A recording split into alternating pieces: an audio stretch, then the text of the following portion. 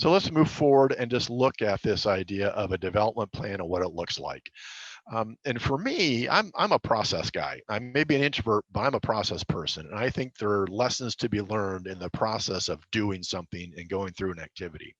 So this notion of building a development plan, yes, at the end of it, if you write it and craft it, you will have a product, if I can use that. You'll have a document that gives you a development plan. I think what's as important for me anyway, as I help organizations go through this, is the process of writing that plan and the learnings that come from that. It helps us prioritize things. It helps us simplify perhaps our daily activity by helping us think through what's the most important thing that needs to happen in the next week, in the next month, in the next quarter. Um, so that's a way to kind of think through that.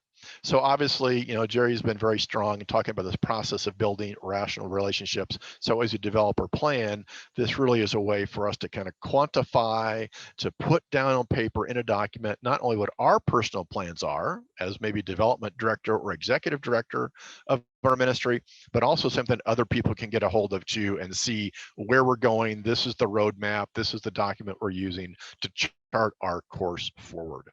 Um, so let's just look at the development plan, and these are kind of very simple. You all write plans, you write documents. I don't want to kind of supersede and think that this is the best way to do it or the only way to do it, but it's some things that Jerry and I have worked on over the years that seem to make a lot of sense. We're going to talk about these 8 essential development elements. We've talked about them in the very first session, I think. We've not covered all of them in depth, unfortunately, because of the time available. But we can kind of think through that and what those look like. Then you can choose which one of those in terms of your mind. And as you pray through that, which are the 2 or 3 that are most important, perhaps. And we just want to make some simple goal statements. That's what a plan is. We're not looking for page after page after page of narrative. We might need that narrative if that's building an email campaign or helping chart out responsibilities for a volunteer. We may need more explanation at some point, but we're looking for simple goal statements. We're going to have this happen by then or by this time. So I just have some very generic general comments or ideas, examples at the bottom. Add 30 core donors by the end of our fiscal year. That's a very quantifiable number. We know if we achieve that or not. We'll add 2 major donors by the end of the year. And again, that's terminology that we use. A core donor is someone who gives less than $1,000 a year. A major donor is someone who gives between $1,000 and $10,000 a year. That's just our own definition. You could define that any way you want. We're going to add 10 volunteers by mid-year because we have big volunteer things going on.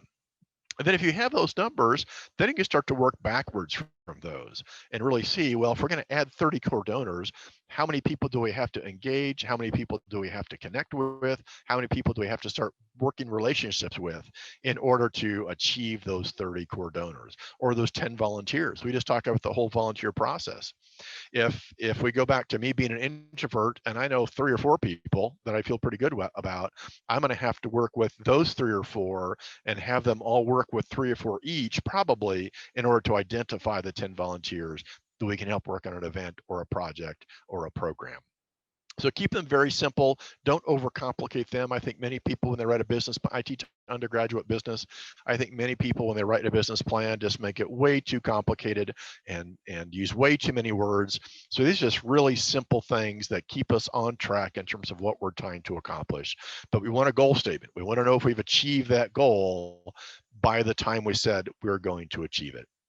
So here are the 8 things we talked about early on in this conversation, way back on Sunday, and we've not been able to spend a great deal of time on all of these. We've spent a little bit of time on some, but these are kind of the 8 areas that Jerry came up with over the course of time that seem to be the big elements, the big components of a good development plan and strategy: fundraising, recruitment, retention, public relations, database management, strategic planning, which Jerry talked about at length yesterday, organization, which is how do you get things organized, including volunteers, and outcomes. And again, one of my personal, strong points is that so many ministries talk about activity and busyness as opposed to the outcomes and results. We want to focus our goals on the results and the outcomes. So those 8 things will be kind of the 8 major section heads or headers of your plan. Does it mean you'll write the same number of goals for each 8 of those? You'll need to go through this process and think through, which one do we really need to work on the most? Which one will have the most impact for our ministry in terms of outcomes?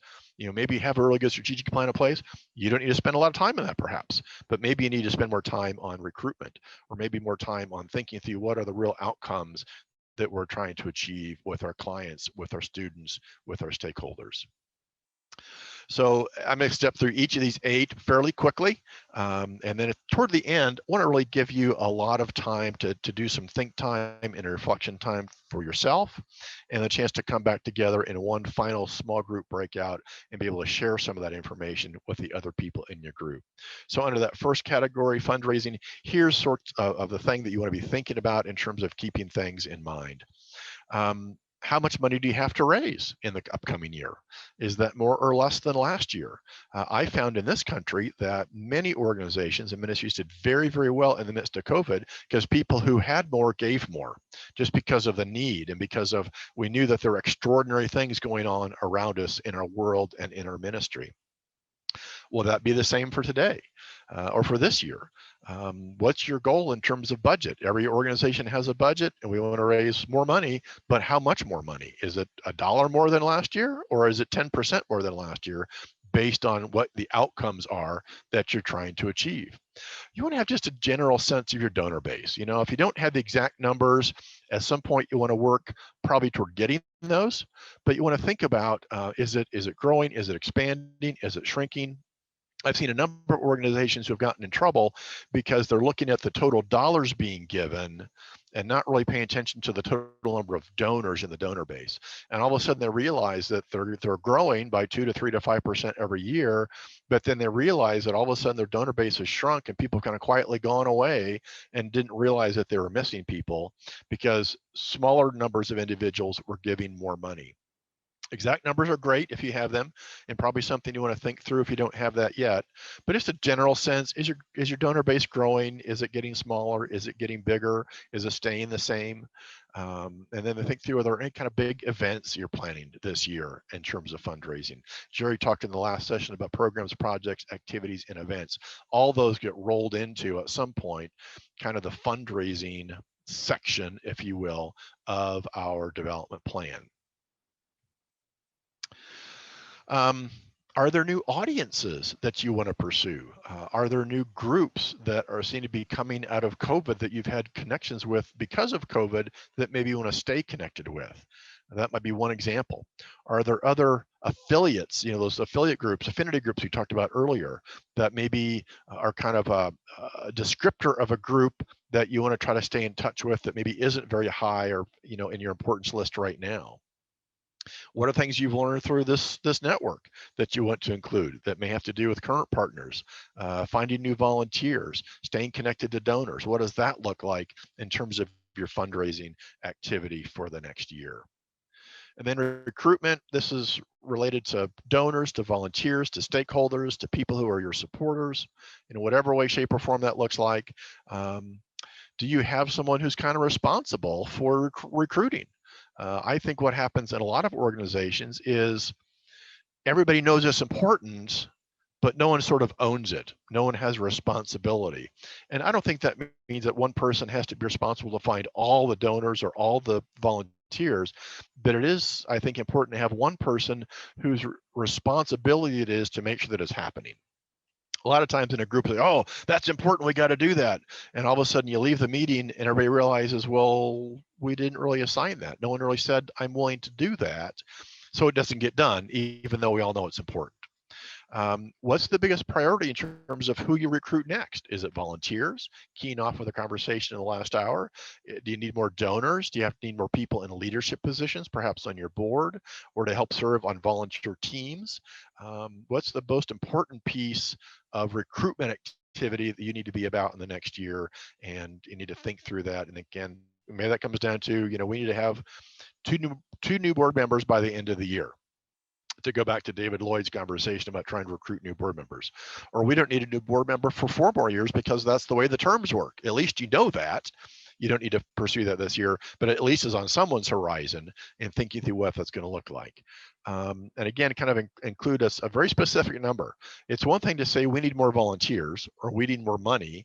It's another thing to say we need 5 volunteers in this next quarter because of a big event that we're putting on, or we need to have a 4% increase in total donations for the next year because of the work that we're trying to accomplish and the work that we're trying to do, or simply because life has gotten more expensive and just through inflation. Utilities cost more, petrol costs more, paper supplies cost more. Utilities cost more. So just think through a specific percentage or some sort of specific increase as opposed to just a generic, oh, we need more. We can always need more, but how much more? Otherwise, we won't know if we're actually achieving and making a difference on that. Retention. We talked about this a little bit early, a couple of sessions ago. What does that look like? Again, keeping track of the number of volunteers you have who are active, the number of people on your database, in your email list. Is that going down? Is that going up? And I hear pastors all the time talk about all the people that quietly sneak away and just never show up again for weekend services, and they've gone someplace else, or heaven forbid they stop going altogether, stop worshiping altogether. But the brief rule of thumb for us is if you're losing about 5% of any of one category, donors, volunteers, leaders, stakeholders, you probably need to kind of pay attention to what the messaging is, going back to what Keith shared with us about the promise, as well as what can you do to kind of make sure you're keeping people on board. And that may look very different for your ministry compared to someone else's ministry because of what you do, because of how you do it, because of the culture that you're in. And this can be a difficult one for people to get their arms around. But many times it really is a matter of kind of surveying and canvassing people who are on your team, on your stakeholder group, and then keeping track of them into how do they want to be dealt with? How do they want to be communicated to? What would be important to them in terms of feeling appreciated and feeling like you're being grateful for what they do? So the 5% is a rule of thumb. I just want to keep your kind of eye on in terms of this retention, and that retention can go to volunteers, donors, stakeholders. Again, a lot of different categories of that. Public relations. Keith is much stronger in this than I am, so hopefully his information was helpful. But one thing we really encourage people to do is think through all the different things that you do. I was in a meeting yesterday with a client, and we were doing a report that we'd written for them. They wanted to raise a lot of money for a new camp that they want to do, and it's a great mission, and it's a really big picture, people involved in the conversation. And I looked at about 3 different media pieces that they had. They had the website, and they have some brochures, and they have a different kind of PDF that they use. And as I read those, there were just big inconsistencies across those 3. Different wording, different vision statement in 2 of the 3 documents, different outcomes, different goals. One said we're here to counsel people who struggle with PTSD, which is post-traumatic stress disorders. Another one made it look like it was an evangelism organization. Now, evangelism is pretty important, and having Jesus and the Holy Spirit to help you work through PTSD issues is obviously very important too. But just the way they had their things lined up, it didn't even look like it was the same organization as I read one without the other. So just think through all the different things that you do. Do we have things that are specific to donors? Do we have things that are specific to volunteers? Do we have things that are specific to people who maybe don't use email? Because there are a few people still who don't use email. My experience is they tend to be on the upper end of the age group as well as the lower end of the age group. I can send emails to my daughter and she doesn't reply to them. I have to use my phone and text her, then I get the response. And that may be just a generational thing here in the States, I don't know. But just people are used to using their handy device, their cell phone, their tablet, may not use email as much as they use the instant message or use texting. So just think through all the different things that you do and how can we make them better. I think it's great to have a calendar of when you publish certain things. And maybe it's 2 months after your fiscal year closes, you do an annual report. Maybe there's something that goes out 3 months or 2 months before your big banquet or your big event that starts that communication process. I think there are ways to kind of schedule that. And I think that really helps kind of organize it in a way that you're not all of a sudden realizing, oh gosh, we have we normally have 2 emails that go out per month, or maybe 2 communications that go out per month. But we realize that because we have this big event coming on, and right behind the big event is the year end that we have to do annual report, we realize there are 2 months where we would be sending, like, I don't know, 18 pieces of communication to people per month, which might be too many. So just to kind of think through that, and again, we talked about bridging a little bit earlier. I think that was yesterday. What is it that's the bridge at the end of all those emails, or each of those emails, or that letter, or that postcard, or that web page? What is it we want people to do?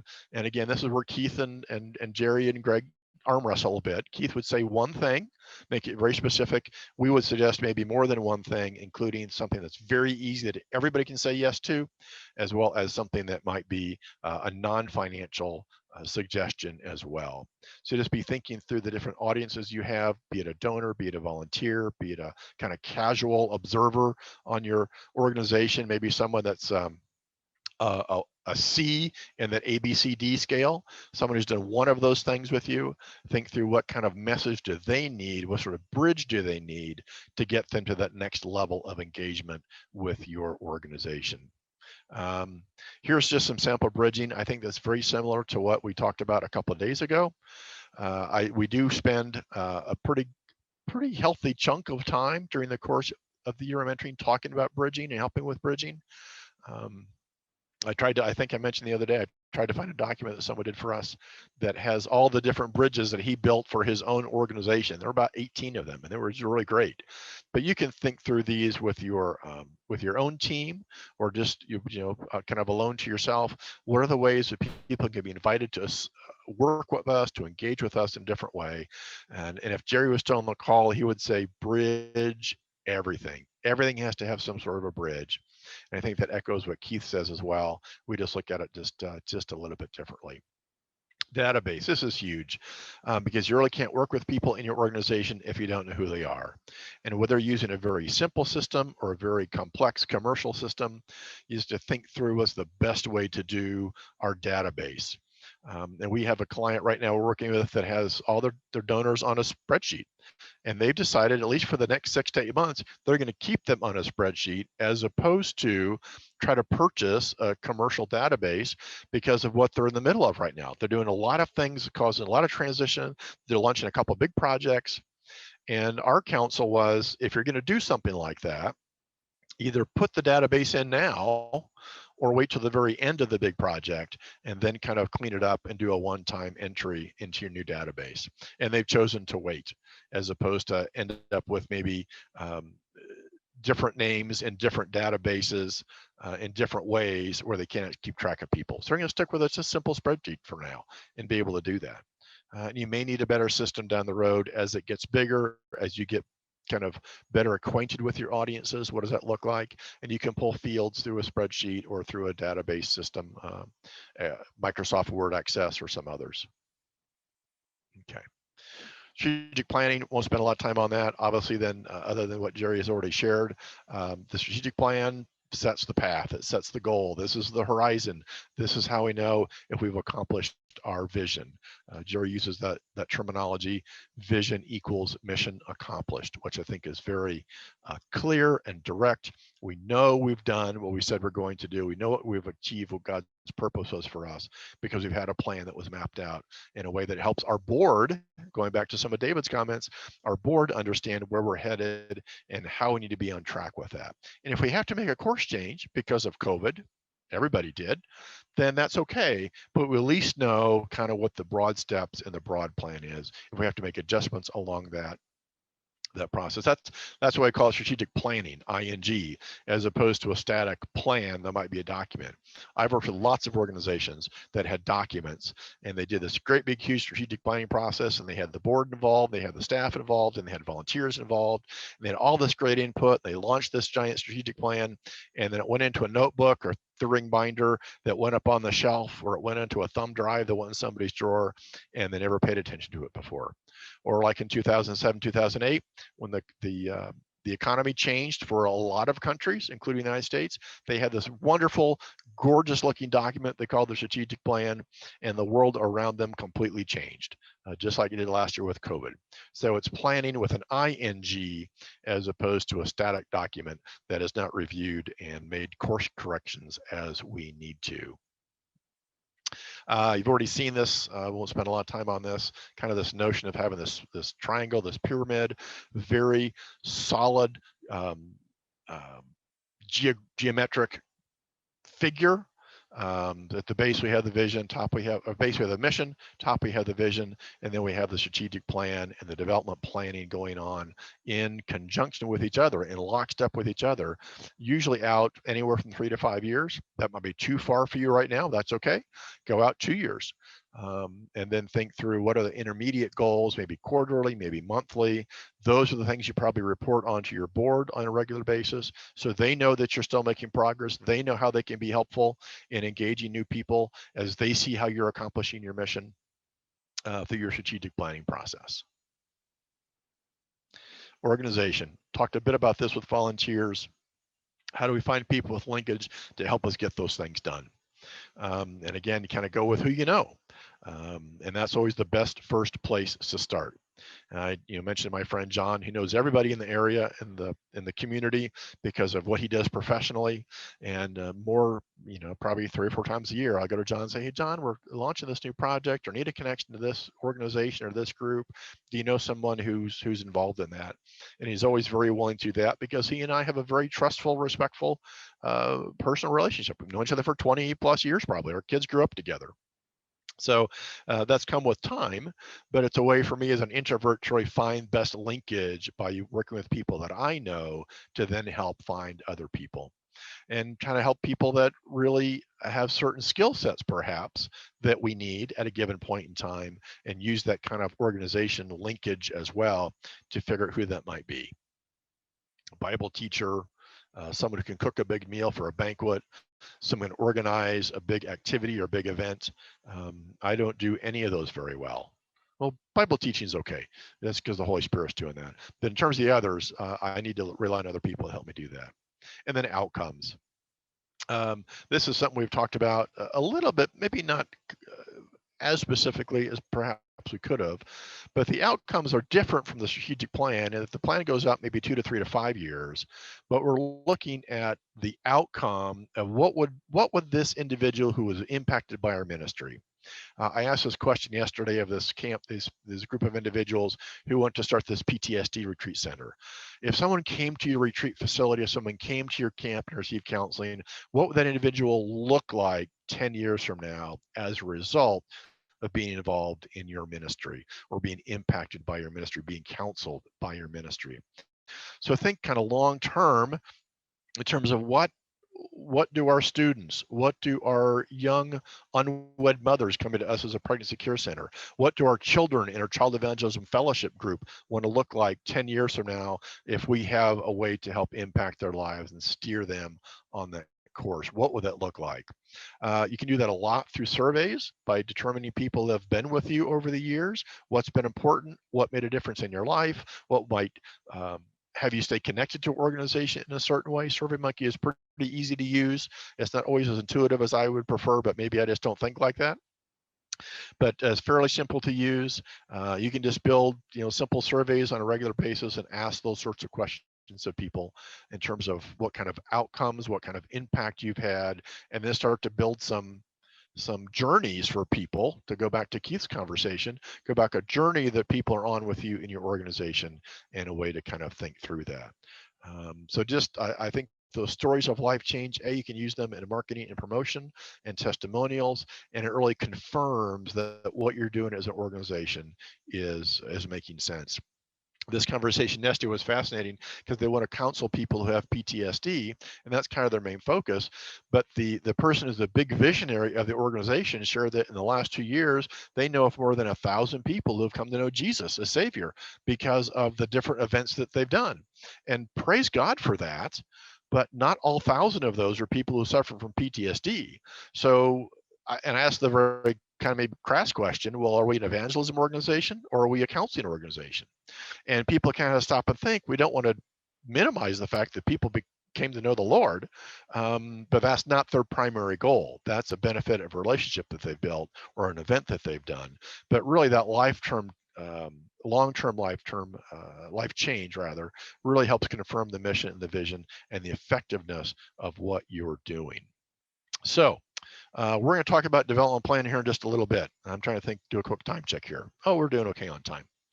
So let's do this. I'm going to give you about 15 minutes just to yourself. Turn your camera off, turn your microphone off, get a piece of paper out, bring up your mind mapping if you've already got that started, and think through, of those 8 elements that we shared earlier, what are the 2 or 3 most important from your perspective as you think through it, as you kind of think through what you've learned the last 4 days?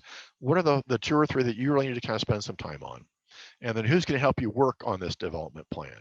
And then how you set up some accountability to ensure that that happens.